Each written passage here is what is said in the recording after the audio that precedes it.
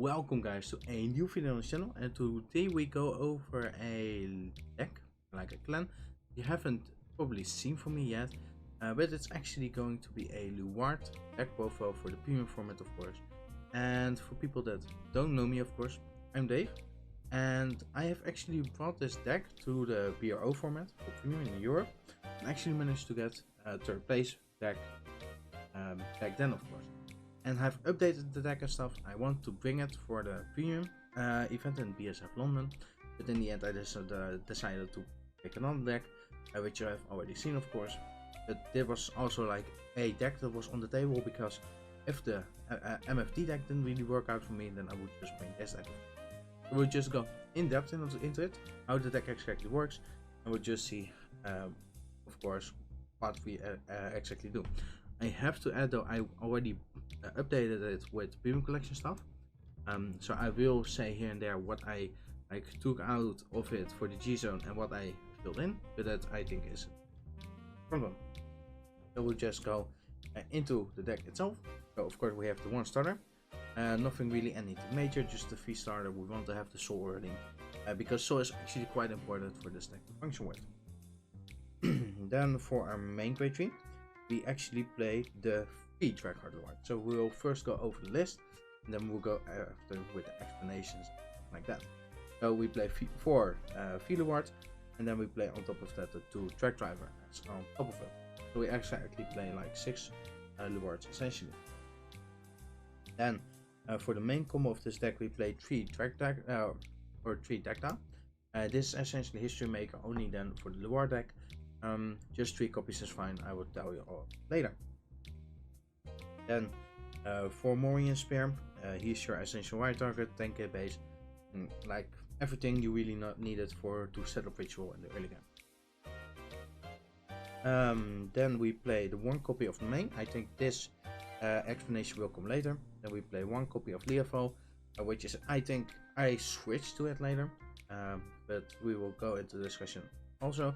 And the 1 Mofessa, and this will essentially be your grade 2 lineup. So you essentially play 10 grade 2s, which is like an okay amount, but because you play 6 grade 3s, of course, and 10 grade 2s, you actually play a little bit less grade 1s to like what a normal Luard deck is supposed to play at. But I think it's still fine with how the deck turns out.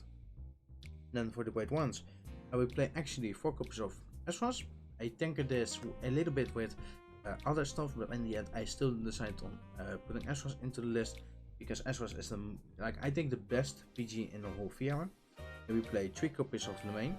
Normally you would prefer to play 4, but we played 1 copy of the grade 2 main, so we play 3 copies of this. 2 copies of the Blue Paladin, been in this list for quite a long time. Also for on top of it, like with the Karens and stuff. These are just 2 really good cards, and you want to play them at multiples, but not too much, because like you only need them so much. And then we also have the 2 copies of Brandon, like the 1 BRO which are 1 and the 1 SP. And that's essentially it for the grade 1s that you play 2 copies at. Then for the one-offs, essentially you play the 1 copy of Omni to counter stuff like NMD, which is 9 medals. Abyssal Owl, which I was like going back and forth if I really wanted to play it, of course. In the end I decided on it, and that's how I played it. And 1 copy of Connor, which is like a very it's a change that I'm very happy with, that I got to play in the end. Then we will just go over like if you have maybe counted, of course you see that we only miss 1 monument. It's the Vicro, has been here since the beginning of the era. For this deck we actually played only 2 Belial Owl, on top of it with 4 stride grids. You really want to stride multiple times, so this is alright good. And you only play the 6 grids, because those grids can recycle themselves off back. The 4 Corsaired Raven, but actually for the event I decided to play 1 extra sentry. This reason will become later, and that's really it. And then of course we have played the 4 Hughards, nothing really major against. Of course Hughards are really essential to play in this format. The 1 copy of OT, and this is also a really big change that I want to elaborate later. And for the G zone, I have here 3 copies of Mofessa. I think 3 copies is actually needed for the format, because really good players you can go multiple against, if they know how to get a guard against Mofessa essentially. That's why I play 3 copies of him. Yeah, this is just like always needed. Like if you don't get the counterblast or you're like really bit stuck about it, then this can give you an option to go like make a field, get some pressure early, maybe draw some extra cards, because it's also really good about this, right? Of course, essentially fill support nicely. And the 2 copies of Diablo, I think it's still a fine option to have. Just having the option to have it in your deck for whenever you need it, it's really nice, and you have the space for it. So, right. Then we played a new Premium Collection Strike as a one-off. I put this in instead of the Spectral Blaster Diablo. So it's instead of the Resend Strike, of course. It also does the same in the end, that it wants to be restriding or like resending, of course, but then on a different aspect. And I think it's and that. Then 1 Chainranker and Sea Breeze. We'll come to that later. And for the G card, so I've also switched these types a little bit around, because I played 2 copies of the Premium Collection G card, the 1 copy of Plotmaker. So in the first list I played 1 copy or like 2 copies of Plotmaker. Then this one, the Dragville, Jellydome and Dismal. So in the end these were essentially Rectome and a Plotmaker. In the end I switched them around. Premium Collection Strike. So that's it. And then we go back to the main deck to elaborate like how I played the deck, or how you want to play the deck, of course. So the V starter I will not elaborate on it because the V starter is very generic, and you can actually play any other starter from the GR in your main deck and search it out of 9 main. The reason behind the V reward, like in the best format I already had some quite like reasonings for why I played this, but I think in this format it even became more directly, because Nymedos has been a more oppressive deck than ever. Like even people that didn't know about the deck are going to play it in the format. Also, it's a very good card against Protocol, because you can just still rewrite, gain multiple force markers, and just try to kill your opponent with 1 big of Mofessa turn, of course. That's the good thing about this card. But you also have like against certain other decks that you can set up like Honolise and stuff to get a very defensive turn against your opponent. Then you're like super happy that you get to play this. Also, with how the deck actually plays, you can actually try to kill your opponent when you have played like a little bit of a grade 2 game. You go into the drag card, you ride them, do stuff, and you kill just your opponent. And that's why you need to drag driver. Also, I like playing more grade 3s than 4, because otherwise it can tend to be a bit tricky to find your grade 3s. And you don't want that in a tournament. So that's why I really want to play more Luards. I don't want to play a Dragfall and Drag Hard from GR on top of that. Then there are 3 copies of Dagda. The reasoning behind playing only 3, because essentially you don't want to see this in the early game. You only want to see this during your stride turns and never more, because in the early game it's a dead card. And that's why I play it 3 copies, because I at least feel like you see it enough during your stride turns to play it at 3 copies and not 4, and that's alright. Like, it's the same reasoning behind History Maker in Gear Chronicle. Like, in the early game it doesn't do much, it's just shit, and during your stride turns at least something, so that's why I play it at 3 copies. And with 3 copies you still see it quite consistently. Then here's the card that you really want to see ASAP. It's Moria Spear. This is your card that you can essentially play the grade 2 game with, because this just gets 15-20 KB every single time while sending up your rituals. And when you ride up and go to training, instantly have ritual to your disposal, and then you can just kill your opponent there. And if you tend to play the grade 2 game, your opponent is already tended to be like 3 to 4 damage if you're like rushed good enough. So that's how I played it. Then the 1 copy of Mofessa.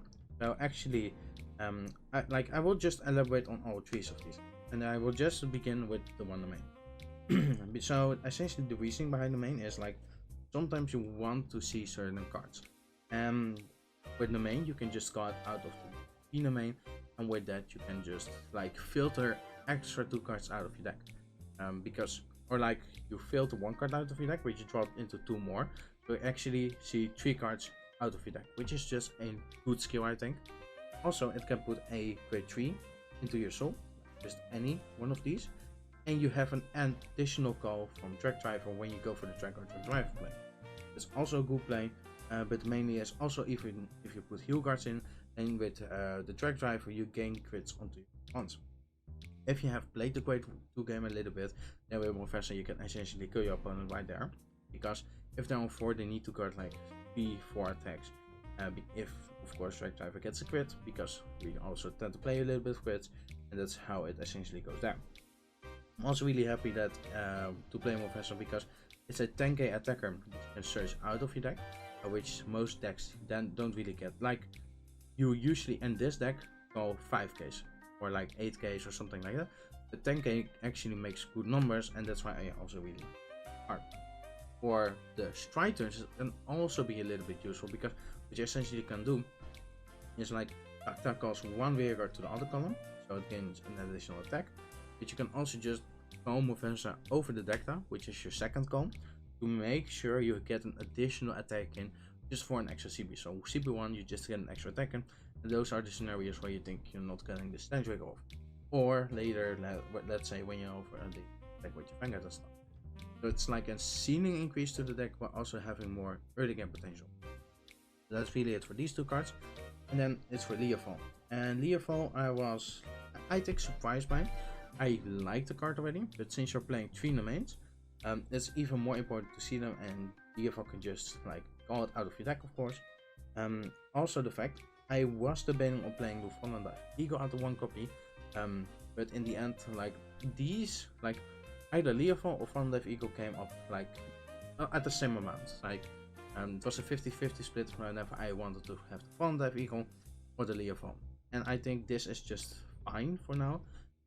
Because actually you play now 5 early game cards, because you of course have the 4 Morion Spear to play your early game with, and on top of it you also have the 1 Leofall, because with Leofall you can just of course go 1 Karen out, have a 21k column, and that's already pretty nice, or just make a separate column on top of it. Like it's just to your own ability, and that's really nice to play with.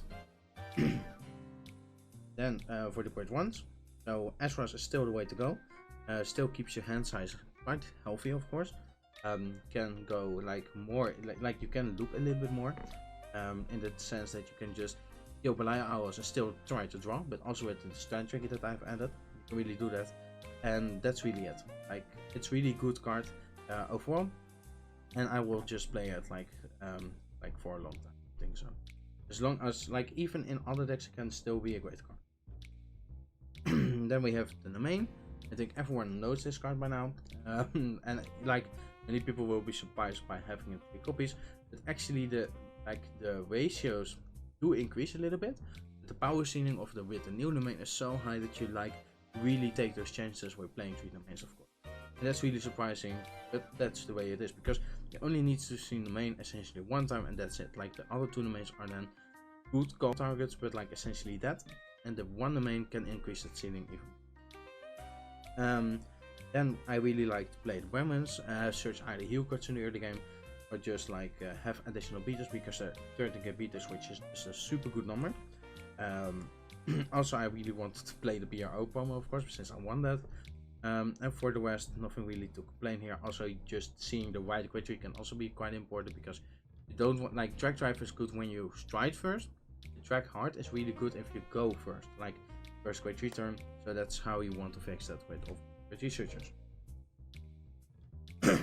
Then we have the 2 copies of Karen, just like an overall count charge, really generic, makes good numbers, and you can just send them back with the Drag Hard Award. And you want to play 3 if you have the space for it. I don't have the space, and playing 2 copies is just overall fine. The Blue Espada is also like, this is the bait of the deck, and what I would say bait, like you really want to resolve this like at least 2 times to single ritual without playing before overcosting it. Like in the past you had to do a lot of things to go to the ritual then. With Blue Espada you just put on the field, just resolve it 2 times, that's it. But and also can let Morion Spear out of the top 3 potentially, which is just overall very good. And also for the fact that, of course, you can mill some cards that you want to have in the deck still, and that's why you need to think about when you want to use it. Do you want to use it before you send all your Cardfight Ravens back, before you send your normal units back, stuff like that. You really need to think about your probabilities, but 2 of these are just roughly enough. And the one column is really important because it's a 5k base, so you can search out of the main. Really helps against matchup that essentially you have like a denial with a type of skill, such as Nitros and Grim Blue, of course. Grim Blue is a very hard matchup for you to deal with, but this makes it a little bit softer, and overall I guess other matchups can also come up, and you could just search out, of course. The Abyssal Owl essentially does around the same thing as in the main, only then for Soul Blast, which can be cheaper when you go second, of course. It has multiple options. I really liked it in the end. I can see playing it into a different card, but like having just the option to it is just really nice. Only you really need it against certain matchups such as Nightmare Dolls. Like against Nightmare Dolls, you really want to set up the Kono and the Honolin, because then they need to have like the 2, like the Chelsea. They need 2 copies of Chelsea, and if they go with Chelsea, you can also just Dismal steal the Honolin, which is just an overall very good play, because then you just shut up that turn if you are low damage and just kill them the next turn. And the 1 copy of Vicro are just searchable counters for the deck. The first stride squid, nothing really to say about it, just overall you want to stride and you don't want to discard your visuals, because you want to keep rewinding, but sometimes you do, and that's not really good. The 2 copies of Belial to extend into your place. So you draw more cards, so you tag fin more cards. That's essentially the play you want to do. That's why we play 2 copies of it, nothing really major. Then 4 copies of the Cursed-Eyed Raven, the best stand trigger in this deck. And you want to have stand triggers to essentially stand your deck down stuff, so you can do more multi-tags. I just really like it, but I have also played 1 copy of this. So essentially what it does, when it's being killed by an effect, then it counts as 2, and when it's being killed, of course, then it can send back itself back to the deck. So it's good against Order Colony, but you already have like a good enough matchup for that. But also having the fact that you play 5 stands, and that's essentially because you have the blue as Spala. I really like this ratio because in terms of probability, the chances of seeing a stand trigger when you only have 2 stands in deck or 3 stands in deck is really huge, and that's why I want to play at least the 5 stand triggers for this event. Because how you essentially see it, the lower amount of stand triggers in deck, like let's say for example you have 1 in the deck, and you have like 1 out of like let's say for example you have 20 cards left in the deck, 1 out of 20. That's a low probability, but every card you add on top of it increases the chances tremendously, but it has diminishing effects because of how the samples are. But I think like against, let's say for example you milled 2 off, or like 1 is in damage and 1 you milled off, then having the increase from 2 stands to 3 stands in your deck is a really good probability to have, and that's why I want essentially to play the 5 stand triggers instead of like the 4 stand triggers. Yes, of course you cut out of the Belial, but Belial is still a 5k trigger, so you essentially cut it down a 5k trigger against a 5k trigger. And this card made difference. I can place this and stuff. That's why I want to play the 5. Luard, not really like more to elaborate on it. And then the 1 over trigger. Like most people that I know at least play the Grey Elemental over trigger. I played this over trigger because how I essentially work, let's say for example you see it in the early game, you essentially have a front row by then, because this deck really want to rush early, and then you mill 2 extra cards out of the deck. Those 2 extra cards, or like how you see it, like you draw 2 extra cards, because you draw 2 extra cards and you have more probability of hitting the stand triggers late in the stride turns, because what essentially happens, those 2 cards are out of your deck. If they're stand triggers you can send them back. If they're not stand triggers you increase the amount, like the chance of you seeing a stand. Also I think drawing more cards is alright, like in this deck generally alright. And of course, let's for example you see it during your stride turns, and you can do some stuff with stand triggers and stuff if you're a little bit lucky. I do get people that think the Grey Elemental is better. I think it's a personal preference thing, but I really like this because if you draw 2 cards and they can, like let's say for example they're Cursed Ravens and stand track back to the deck, You get 2 normal units out if you're good enough, or like lucky enough, of course. Because you check the over trigger, you actually decrease your like normal units in deck, or like non-stand triggers in deck by something like 3, because you had 1 OT, and then of course the 2 cards felt to go with Cursed Raven. So just multiple like things about it. Of course, I just really liked it for now. And then for this trades, Professor, nothing really said it on like it most generic side. This trade I have already elaborated on it. Nothing really said. Just a skill option, like the G zone isn't all that spectacular anymore. Like I think everyone has seen the G zone by now. Really good strat when you go against Order Colony if you're really stuck with your field. Sea Breeze if you have played the Grade 2 game long enough. But you, like let's say for example, then you think why not go for the drag drive play? You can still do that to make up an entire field just to still go Professor. But with this also deck that can be alive, which can be a huge increase because if you have force markers and stuff and you get the stun trigger, you tend to deck that. Only remember the deck is ritual 5 and need to work on it. The one chain maker because you also need it. So against some matchups. This more against protecting your Honolese.